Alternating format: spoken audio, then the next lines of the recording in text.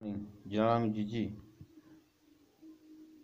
Tarehe 25 Novemba 2018, Nabii alitoa unabii katika nchi nyingi duniani. Nimeona migongano mpaka kwa nchi nyingi duniani. Nchi kubwa na itaathiri dunia. Naiombea katika jina la Yesu. Amen. Now, the European Union has announced it's launching legal action against the United Kingdom over plans to breach parts of the Brexit agreement. It says a bill now before the British Parliament would violate international law when it comes to trade rules in Northern Ireland. Prime Minister Boris Johson has admitted it breaks the rules, but says it is necessary to protect jobs and the integrity of the UK's internal market. A European Commission President, Ursula von der Leyen, made the announcement. This morning, the Commission has decided to send a letter of formal notice to the UK government. This is the first step in an infringement procedure. The letter invites the UK government to send its observations within a month. And besides this, the Commission will continue to work hard towards a full and timely implementation of the withdrawal agreement. We stand by our commitments.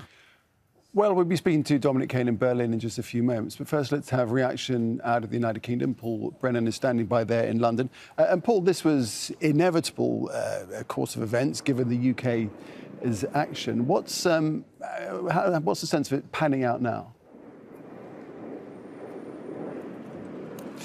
Well, I mean, it's not a foregone conclusion that this will end up in the European Court of Justice, far from it. But you heard from Ursula von der Leyen there that her final payoff line, we stand by our commitments. As you say, with that, it was absolutely inevitable that having issued an ultimatum to the UK government 3 weeks ago when they introduced this internal markets bill, that unless they didn't withdraw the offending clauses within that bill by the end of September, the EU would act, then, of course, by the 1st of October today, the EU has had to act. And so it wasn't a surprise that Ursula von der Leyen came out with this. The response from the UK, though, has been to press on. The UK government spokesman coming out and saying we will respond in due course.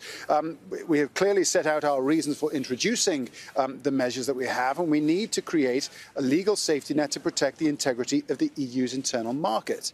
That said, there are plenty of critics of the UK's position, not least the former Supreme Court Judge Lord Sumption, who came out and said there's very little doubt this is a negotiating ploy by the UK, a gigantic bluff. He described it as a cack-handed negotiating tactic. But what's crucial in all of this is the fact that the European Union hasn't walked away from the table, from the negotiating table, because in Brussels at the moment they're still trying to thrash out a free trade agreement. Those talks ongoing. They haven't walked away from that. And the important thing to remember is if they can do a free trade, come to a free trade agreement, then essentially the measures included in the internal markets bill would become redundant. So there's cogs within cogs still going on here, and it's not a foregone conclusion at all that we'll end up in court. Cogs within cogs. All right, Paul, thanks for that. Let's speak now to Dominic Kane, who's live for us in Berlin. And Dominic, it's a pretty clear message that the EU institution does not believe that the UK is acting in good faith. Yes, pretty clear from Ursula von der Leyen that the lack of good faith from the British side of this particular scenario means that she and her colleagues, Charles Michel, have to take this action. They have to pursue the legal remedy, if there is one. The interesting thing, though, is the realpolitik element of this. We know that there is an EU summit going on in Brussels today and tomorrow. We know that from the Irish government, remember, the Irish government is a particular player in this, given the fraught situation about border controls, should they be imposed or not, between Northern Ireland, part of the UK, and the Republic of Ireland. Well, we know that the Deputy Prime Minister, Leo Varadkar, has said today that he believes that there is still the scope for a comprehensive trade agreement which would not involve any form of tariff or other controls like that, and some form of minimum supervision might still be possible, which would allow for a trade deal to happen.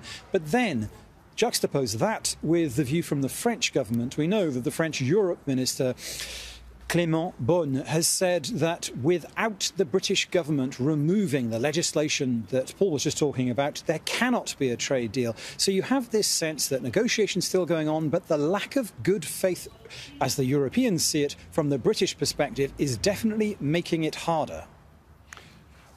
All right, Dominic, thanks very much for that. Dominic Kane reporting there from Berlin. Let's take it on. We can speak to Bart van Voorden, who's an EU constitutional lawyer, joins us live from Brussels. And Bart, welcome to the programme. It's pretty complex, this. But what about the legalities? The EU have launched this action. What happens next? What is the process?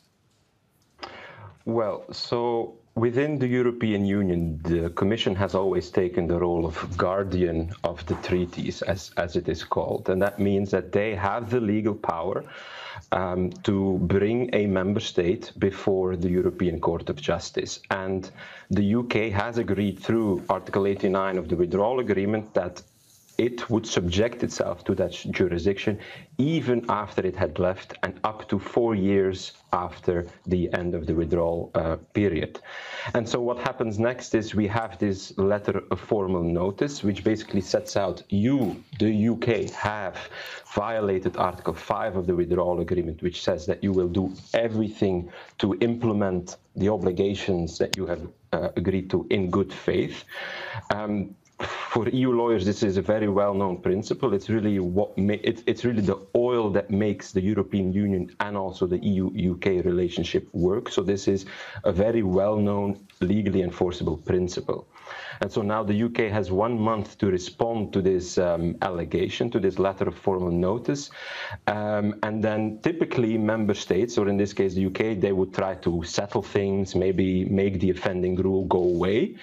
And if they don't, which what we've heard from the previous speakers, there would be a so-called reasoned opinion, which basically sets out this is the Act, the UK Internal Market Bill, this is what is the infringing position, and at that point there is really a political decision to be made. So once you have that reasoned opinion, it doesn't mean automatically that you go to court, but the Commission, and specifically the College of Commissioners, so the 27 national commissioners that you know, the highest political level of the Commission, would decide whether or not to bring the UK right before the court. And the thing is, if the UK and the EU come to an agreement, presumably it wouldn't go to court anyway.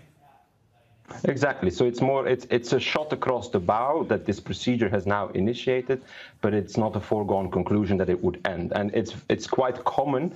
I myself have represented Belgian government and other member states in discussions with the European Commission in trying to find a way on how to comply with the international legal obligation. So I certainly agree that it is a negotiation tactic, albeit a very, very strong one, because if you've read the UK Internal Market Bill, it basically says we can ignore the Northern Ireland Protocol, and this will have legal effect even if we violate human rights, even if we violate the EU-UK Withdrawal Agreement. So it is unprecedented. Very briefly, Bart, given that, if the UK does go its own way without a deal, what power do the courts then have? What penalty can they impose? Well, in principle, the UK has also agreed to subject itself to the powers of the court to impose financial penalties. And the Commission could start once the Commission could start again and then seek a fine.